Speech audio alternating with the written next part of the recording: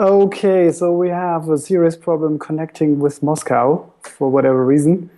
It's a bit of a shame because Alex from SnowArk wanted to present us the beautiful project that they're doing. They still have 32 days left in their campaign, so they have plenty of time to collect the money they want. They want £60,000. They have about 10 and need another 50. And I think it looks great. It's a horror RPG set in Siberia. And it's about this city that is caught up in this experiment, and the virus that they experimented with gets out of control, and there are these hybrids that are created by it. I like the concept art that he sent us, so maybe we have a look at some of those pictures so that you get an impression. And that was too nice. It's more horror style. So Bastian, there we go. So it's a Siberian city. It was bombed by the government to get rid of the problem. But the bombing didn't kill everything. So a few humans and a few hybrids and a few gangsters are left. And you as the player have to sort of figure out how to survive in that environment. Guys. Okay, I think we can hear Alex. Can you hear me? That's great. Yeah, I can hear you, so maybe we'll just do it with voice. Yeah, I can turn on the camera. Let's try it with the camera. Yeah, okay. Hi. So hi, Alex, sorry for the problems. I tried to... there you are. Yeah, finally. How are you? Yeah, we expected that there would be some problems, so let's hurry. I tried to introduce your project already just a little bit. All right, thanks. So I described the setting in Siberia and the bombing of the city to get rid of the problem with the virus spreading there. So you said in your description of your Kickstarter that you've got references to the Tunguska event, which is kind of mysterious, and there's a lot of legends around it. Of course, a lot of people think it's just another hit by an asteroid.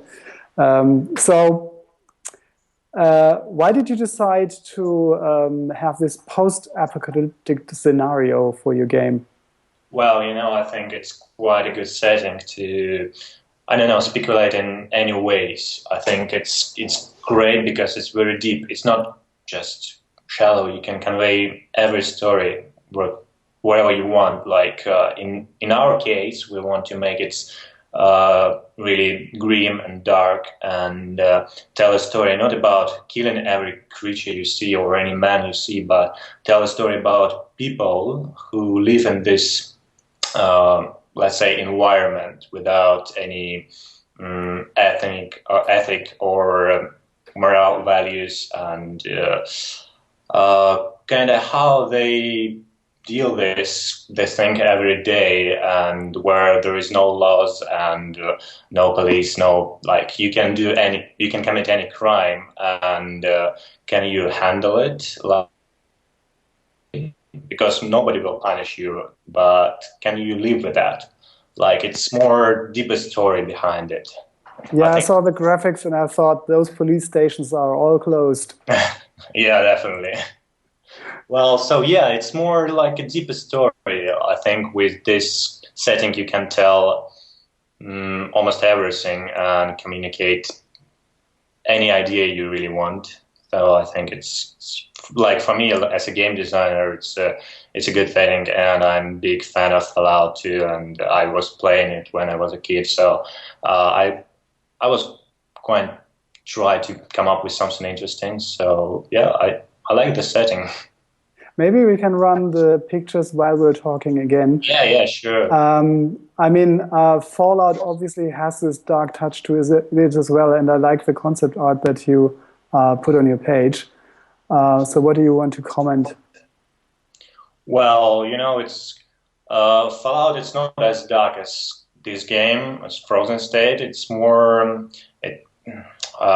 how to explain in a better way.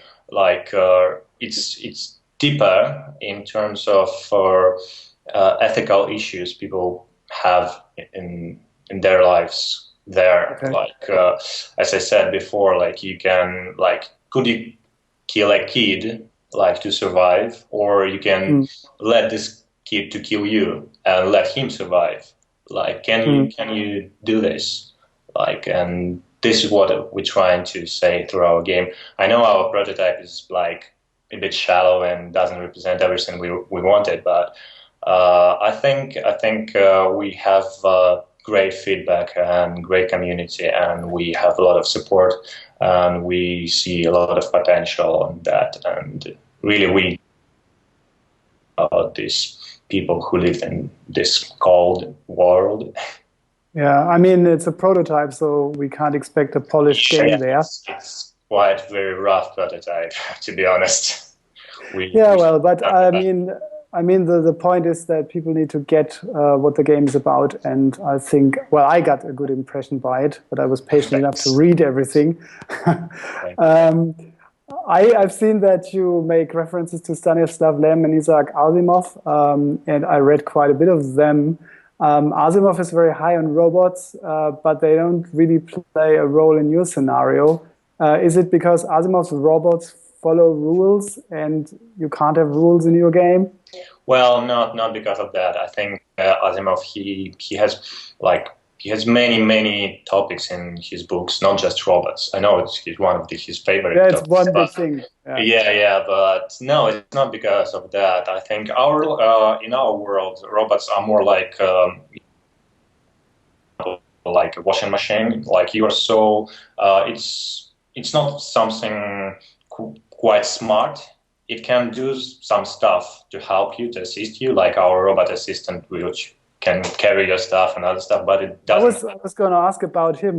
There's a little robotic assistant, Actually, automatic assistant or something. Like this robot has come from our very first game, which we hasn't finished. It's like we put it in a drawer, and but this tiny robot, he's so cute and nice, and we decided like the whole design actually fits quite well in our story. And basically this robot helper, it's like your housekeeper like in this world, but when the world collapsed, they like many of them just broke down, and you can find one and fix it, and he'll carry your stuff, like add your additional lighting and like explosive in it, and run into an enemy and just blow him up, or sell somewhere, like trade for food, for example. Like it's very rare companion. It's not like a compulsory companion. You have to find it and fix it and take care of it. Okay, yeah, I found it well, maybe the only really cute thing. Yeah. The cars are kind of nice too. They're very special. Alex, well, the other, it's now confusing because Alex, who helps me with the chats, is also an Alex. So Alex just told me a comment is the art is amazing. Thank you. That's what I thought as well. And you're using Unity, right? Yeah, that's right. How are your experiences? One question coming from the audience.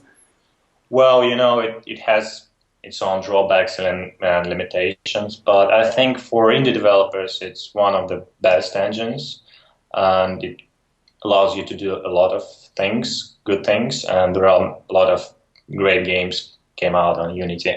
And it's very flexible too. Of course, as I said, it has lots of limitations, but you can overcome them. Okay. Yeah, I think it's great. I mean, I haven't seen a perfect environment to develop anyway.